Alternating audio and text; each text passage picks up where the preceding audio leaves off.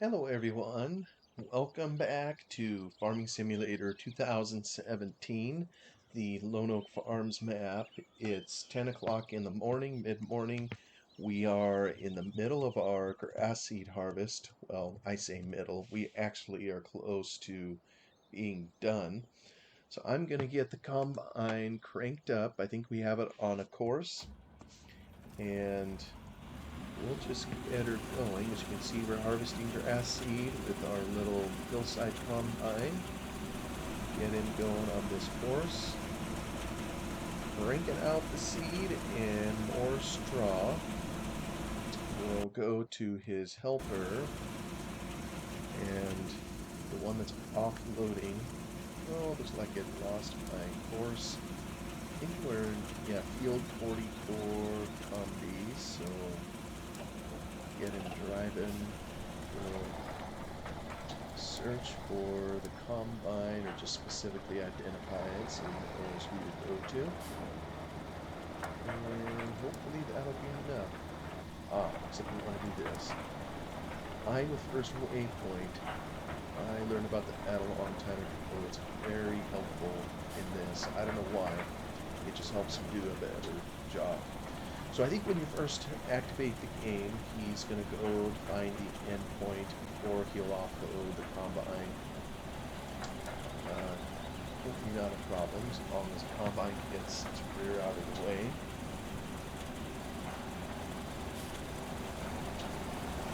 Oh, that isn't going to be helpful. Not at all. That would not have won any brownie points with my bosses in the field. Go away. There we go. Alright. Hopefully he picked up the winrow where he was supposed to. Yeah, it appears he did.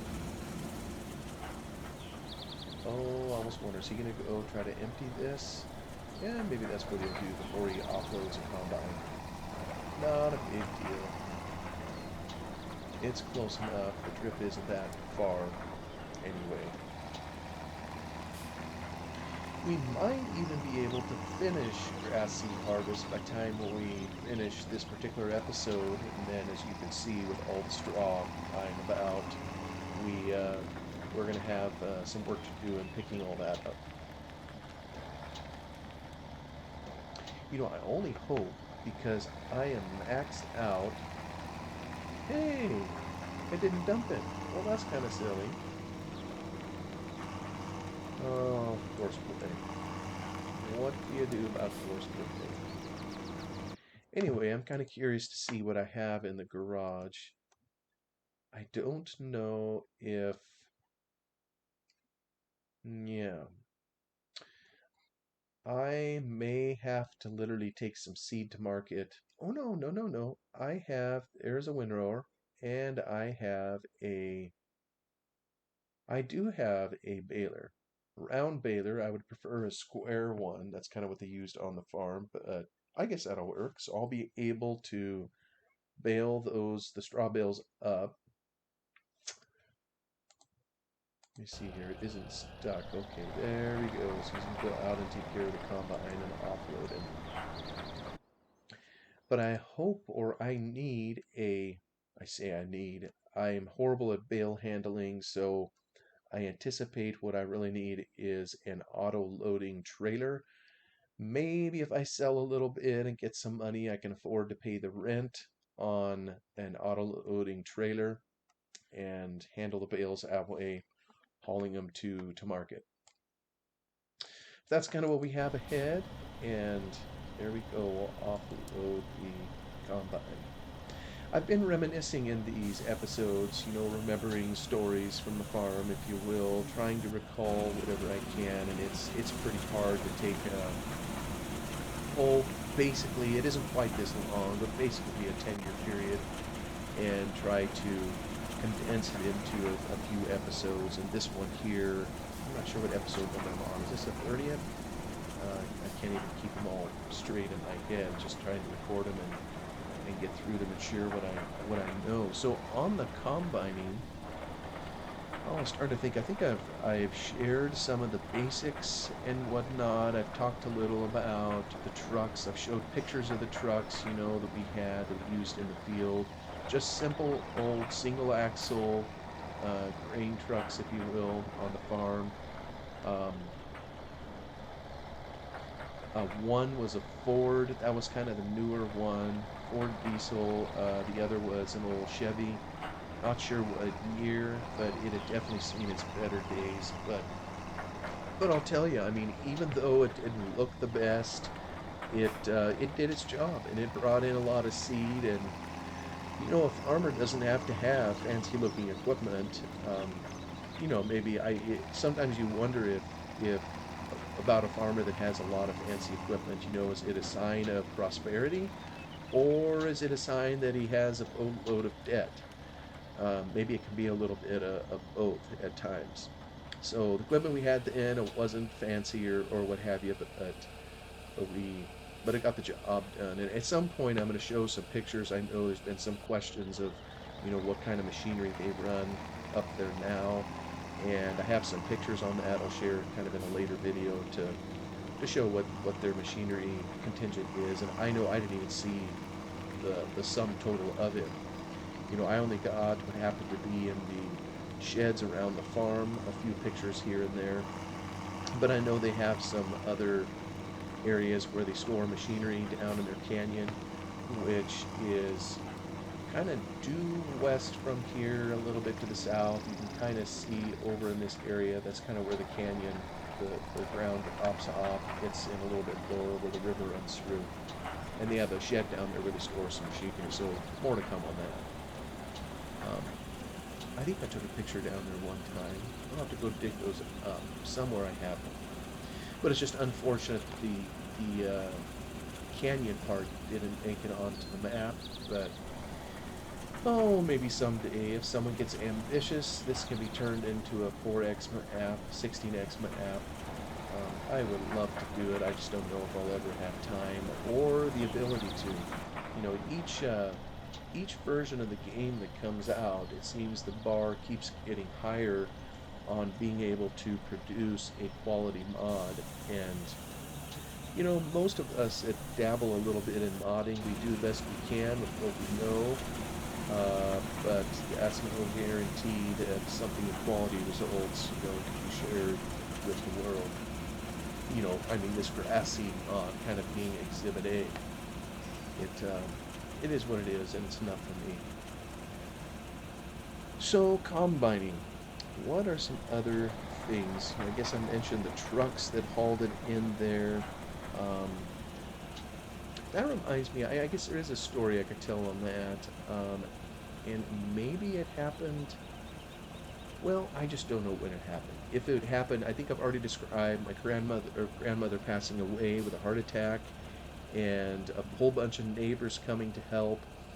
And while that is very special and nice and kind of neighbors to do to come and help, it doesn't mean that a quality job is going to be done, or that the neighbors will always do exactly what, the farmer, my grandfather in this case, would want to have done on his property. And so sometimes mistakes can get made, and I don't know if that's when this happened, but you can see in the map here, this is loaded with hills. There's hardly any flat areas anywhere. And if anything, the slope on the hills in here is a little gentler than it is in real life in some areas. So you learn over time, just by living in the area, and anybody that lives near hills learns real quick. You don't park a heavy truck, for example, pointed straight downhill. You don't take it onto the slope of the hill and then set the parking brake and then leave. That's just, maybe the brakes will hold if they're good brakes, and if it's a good quality truck, it'll probably hold okay. But the more prudent course of action is to park it sideways on the hill so that it isn't facing with the slope.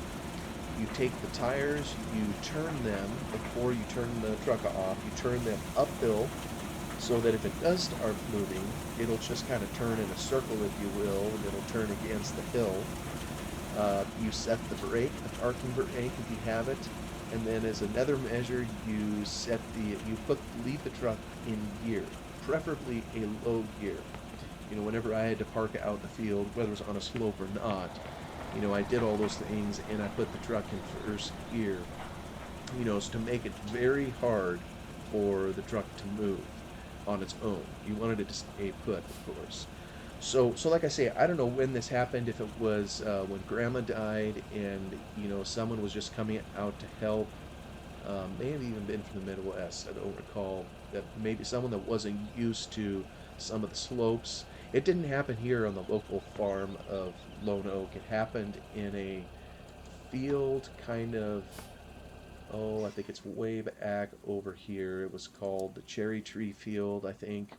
It has a flat area on top, and then it has a slope kind of headed down to the same canyon, the Pudding River Canyon that runs, all along over here into the distance. So he was trying to help, and he took the truck out there. He pointed it straight downhill on a slope, parked it there. I think he put it in fourth, fifth gear, something like that. And then unfortunately, the truck started to move, maybe even popped out of gear, and because it was pointed straight downhill, it may have had some seed in it. Well, it just took off. And the unfortunate thing in particular was it wasn't even my grandfather's truck. It was the neighbor's truck, someone who lent his equipment and machinery. And needless to say, it didn't stop when it got to the edge of the field. I think it plowed through a fence. It may have come to rest against a pile of boulders. I don't remember all the details. Fortunately, nobody was hurt. Nothing but the truck, that is. But still, kind of just unfortunate, one of those things that happens. But I know it didn't make my grandpa happy. It's one of those things, mistakes are going to happen. And as I've thought about these episodes, and I've thought about my time up on Lone Oak, I remember so many things that I just screwed up and cost the farm money to fix and all that. And I suppose on the one hand it's a cost of doing business, but you look back on it, it's like, boy, I wish I would have been just a little bit carefuler. Careful, is that even a word? More careful, and how I did my work up there. But fortunately, I had some gracious uncles who took their lumps. And I'm a dad now. I got kids, and I can tell they don't have the same carefulness and appreciation for some of those things that I do. And it's because they're not the ones paying the bills. And you know what? They'll get the heirs too someday when it's their turn to pay the bills, and it's their kids. All part of growing up, I guess, and part of the cost of farming. Got to pay for all the bloopers and the crinkled tin. So that's something that always can happen out in the fields. We try to be really careful, and this is one area where you can learn off of someone else's mistake. You see or you hear something happen, and you say, well, what should they have done? And you can learn, even as a kid. It's like, oh, I don't want to do that. So maybe I learned from that. So far as I'm aware, I never had it happen to me when it was my turn to drive a truck around out here. And while we're on trucking, I know I've mentioned the tarping that we had to do. Unlike in game here, as we just saw, we brought in a pile of seed in here. The trailer is wide open here. We never used a trailer like this for hauling seed. They now have a chaser, a tractor now, to unload the combines in the field and haul it to a truck on the edge. It's a lot more efficient now that way. But back in the day, we'd put it in the truck, and I think if we were harvesting next to the house, kind of like we're doing right here, we wouldn't bother using the tarps. But the rest of the time, if we were coming from a distance, we would put a tarp over the bag. It was either that, or the other solution was you just had to drive really, really slow. And obviously, if you wanted to travel more than 5-10 miles an hour, you wanted to put a tarp on it. And And even driving really slow wasn't any guarantee that you wouldn't lose a little speed. Sometimes a breeze would pick up. Oh, phew. For a second, I thought the game locked up on me, but it was just auto-saving. So we always used tarps to cover them up when we came to and fro. And the tarping improved over the years. I think I showed that in a previous video. And I can't remember if I mentioned this thing. It's just sense of humor of my uncles. I just remember one of them mentioning, because some of the early tarping systems that we used were pretty cumbersome.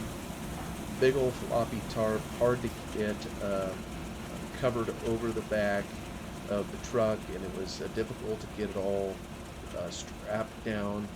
We were outfitted with straps. Sometimes it was baling twine, strings, whatever we could get our hands on to hold the tarp down, and it would be this cumbersome process. And I just remember him quipping one time as he dropped me off by the truck and asked me to bring it back to the farm. He says, "Now don't cuss me out too much while you're putting that tarp on." uh, I think I think it even mentions that in the good book, if I'm not mistaken, about the boss, whoever a boss is, not listening too carefully to those that work for you, because you may hear them curse you when they don't think you're listening. That must be something universal from the beginning of time. We all want to earn a living, and our boss is the one that pays us, and sometimes our boss asks us to do things that we would rather not do, and it's a pain in our backside. But he's only asking us to do what he doesn't want to do. So, and I think deep down we know that. So, honestly, at that particular time, that wasn't even on my mind. I just remember laughing when he said that. It was just kind of funny. So, but I got her tarped up and back to the farm. Another aspect of trucking, and I can't remember if I've described this before. I know I showed some pictures of it. Even now, they use a screw conveyor, also known as an auger. They will put it outside, and the truck will dump into it from the field, and the auger will carry it kind of deeper into a particular bay of a building. Or back in the day when I worked up there, we didn't have that one building down there where you could store it kind of in bulk in those bays. Instead, we had the cleaning warehouse, and again, I'm going to show pictures of that at some point. And inside the building, it had, what was it, 7 bins where you could hold it bulk in storage. And in order to get it in those bins, you opened a hole on the roof where you could let the auger drop material through that hole. So there was always a lot of horsing around with the auger, backing it into the building, um, and trying to aim for that little hole there. No, and you're not going to move until we stop our driver here, so... Oh, come on, Mr. Combine. Are you unable to turn around? You're just going to sit there and whistle Dixie?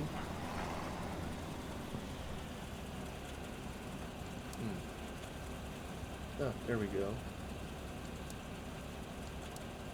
That's interesting how courseplay works. It obviously didn't go until I started this back up again. Huh. Anyway. So this long auger, and I don't know how long it was. I could be wildly off. Maybe it was 100 feet. I don't know how long it would take to, or how far the distance was. I never paid attention to that. Maybe it was only 50. Well, no, it had to be more than 50 feet. Consider angling it to the ground. It had to be at least 100 feet to get up there, or possibly longer. And there was a fair amount of time, and the grass seed, it doesn't flow like regular grain. So there was a lot of times you'd be in the back of the truck, guiding it out the hole in the back, shooshing it along with a shovel, a square point shovel, or even a pitchfork sometime, just trying to keep it from getting clogged up so that it would flow into the auger. And so, boy, sometimes it felt like you practically unloaded the whole truck manually. It was so much work, just to keep it flowing. And sometimes the combines would even have difficulty unloading and all the way out of their tank, and you had to come sometimes shoosh it along out of there too. But the other part you would have to do is occasionally you would want to store, and I don't remember how many truckloads we could put in a bin. Maybe you could say, let's say you could put in 10. But one thing you didn't want to do was ever plug the combine. I'm going to set this guy a little bit differently. I'm going to take him off path finding. So maybe that helps him go to the combine. I'm not even sure what the settings are yet. 50%. He's going to drive over the crop no matter what we do. But I noticed it had the pipe in the fruit warning, so that means he wouldn't offload the combine until it was full. So this way, maybe he'll do it at 50%. But anyways, in a bin, if you could put in 10 loads without moving the auger, you could then, if you were done after 10 loads, no problem, you could move the augers to somewhere else. But like I say, you didn't want to ever plug the auger. I mean, that happened once, and that's something I'm never going to forget. I really upset one of my uncles because we were in the middle of harvest, and so it depended on those trucks coming and going from the field to offload the combines. And I think somehow I got the auger plugged at the farm that was offloading the truck, and plugged it so hard, that the PTO on the tractor kept going. It busted a shear pin in the auger, and a shear pin is something that keeps the auger moving on the shaft, but it's designed so that if it faces too much resistance, the shear pin will break rather than the whole auger getting all twisted and bent out of shape. Well, I snapped a shear pin, and as luck would have it, I think the shear pin was clear at the top of the auger, so we had to pull the thing out, and it's a royal pain to move. These are big, gangly things. Then we had to pull out the tools. I remember my uncle, I was trying to help him be helpful since I was the one that did it, I think. Um, and we had to pull the auger clear out of the thing. It was just a royal pain to get the act going again, and it caused some delay in the harvest. Just one of those painful experiences and lessons. So you definitely didn't want to plug the auger. So after your 10 loads, 10 loads you'd be okay putting in there, but if it was more than that, it was wise for those hauling seed to kind of periodically go up into the warehouse and observe the augers it was dumping into the bin and make sure that it had room to do so. And occasionally, if you wanted to store several more truckloads up there, because we tried to keep every uh, landlord seed separate. So if you were leasing ground and it was 50 acres of whatever, you tried to store that in its own bin, even though it was the same kind of seed as someone else, just so, just for propriety. There was a lot of rent arrangements they had where the landlord was getting a percentage of the crop of the harvest, so you kind of wanted to keep all those separate. If it was just a cash rent arrangement rather than sharecropping, then it wouldn't be that big a deal. You could mix it if it was the same seeds as someone else's field. So, but sometimes you had a really big field and it wouldn't all fit easily in a bin, and so when you got up to 11, 12 loads, well, now you not only had the pleasure of unloading the truck down below, you had to also go up in the bin and scoop seed away from the auger as it kind of poured it in from the top to ensure you had room for the incoming seed. And that was a dusty, dirty, filthy job going up in there. And a time or two I made the mistake of not putting on a mask, and wow, I think there's still dirt in my lungs from doing that. That wasn't a very good thing to do at all. It was just horribly dusty. You couldn't hardly see when it was coming out, and you just came out very dirty and very thirsty. But it had to be done, to put it all in there. And then later, of course, this warehouse is where the grass seed cleaner was, so we would take it out of these bins and run it through the cleaner and all that jazz. It was kind of bulk, kind of not. I mean, basically it was bulk, but we still had to handle it all by hand. getting it through the cleaner and whatnot. At least we did in those days. Now I think they've made some improvements to where they don't do as much of that anymore. But that's what you had to do in terms of scooping seed to keep the truck going. And obviously, at times, I mean, you could call someone else to come help with that, but help wasn't limited. So sometimes you, like I say, you got the pleasure of doing both, unloading it and handling it up there at the top of the bin. Incidentally, the auger, I wish I could remember. I wish I could remember the brand. I probably have a picture of it somewhere. I know they still have. I think they still have it on the farm. A couple of them. Those old augers, I don't think they ever die as long as you maintain them. But they all have a PTO shaft on them to run from a tractor. Now I think they use a 4020 to run it. Back when I was on the farm, they used an even older tractor.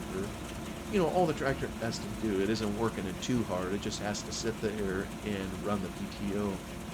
The one we used for a number of years, it was gas powered. It was an old John Deere Model 40. I'll have to see if I got some pictures of it somewhere. I'm not sure I do, so I may need to look that up on the internet if anybody's interested in seeing what that is, or you can yourself. But it was kind of nifty little old machine, and that's what we used to offload seed. And I don't know when they manufactured the Model 40, but a lot of these machines, I know some farmers trade them in to get the latest and greatest, the newest, the biggest, the betterest, or whatever.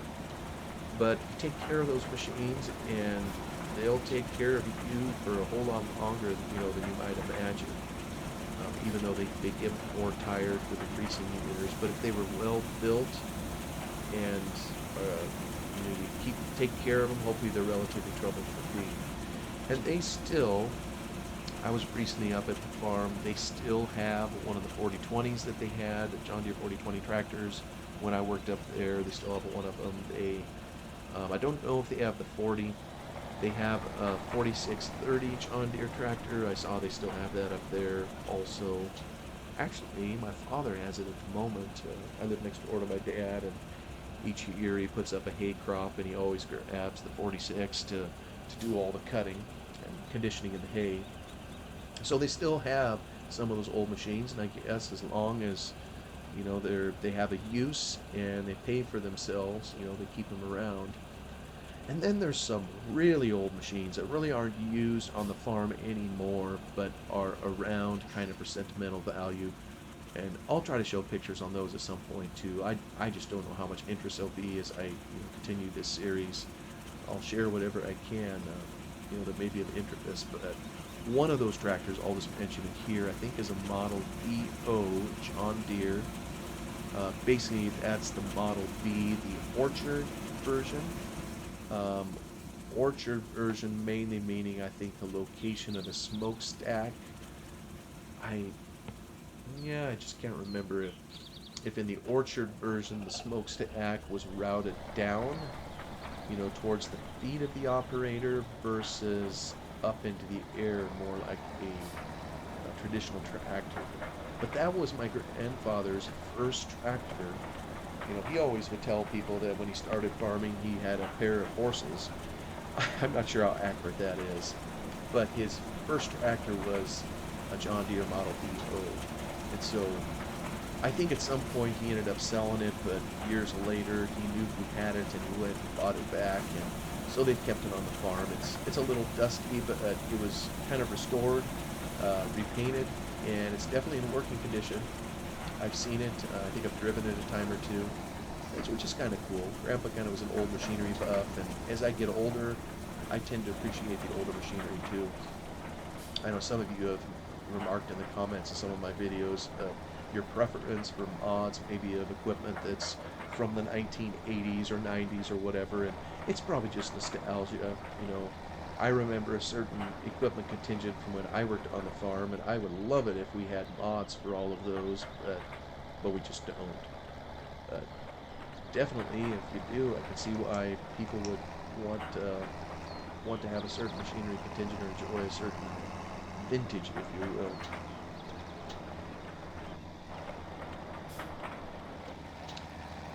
Oh, yeah, maybe one other comment on trucking. The machines that we had up there, by and large, oh, here comes another autosave. We had outfitted them all with CB radios. That's kind of how we communicated between the home base and between all of us out in the field. In those days, we didn't have the cell phone technology that we have now, where everybody just has, an electronic device on hand with whatever they're doing. We just didn't have that. A cell phone, I was just talking to my grandmother here the other day. Grandpa had one of the earlier versions of a cell phone in his car, and it was a box. Oh, and it would seem like it was at least a foot deep and maybe a couple feet across. I don't know if that was to hold the batteries. He had it in particular for field burning season, and because you had to communicate with the fire chief and some governmental agencies to get the go ahead to burn. But I think my grandmother told me back then that he spent more than $1,000 on that cell phone. And of course, what I said to her with that is like, well, that seems to be about the cost of today's iPhone. But you got to realize an iPhone has a whole lot more punch than this thing ever had. It just, was a very basic phone. You had it's kind of temperamental, but it worked. I watched him myself use it a number of times. But out in the field, we just didn't have that technology. All we had was CB radio, Citizens Band radio, and so we'd pick a channel on the farm, and we all had nicknames. We tried to not use our real names, so we had our own call signs. I don't know why. Maybe they figured other people would hear and they didn't need to know our business or whatever. So my nickname, most of my years up there, was Road Runner.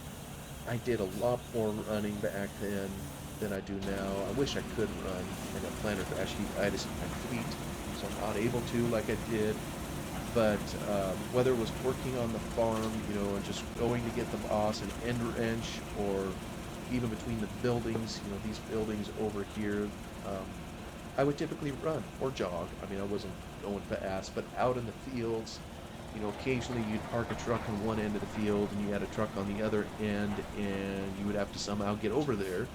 And unlike Farming Sim, where you could just hit the tab key and it takes you there very helpfully, well, in real life we have no such tab key, so I would run. So I kind of picked up the moniker of Road Runner, and there was several other nicknames that we had. So that's kind of how I got that nickname for when I'd be called on the CBE.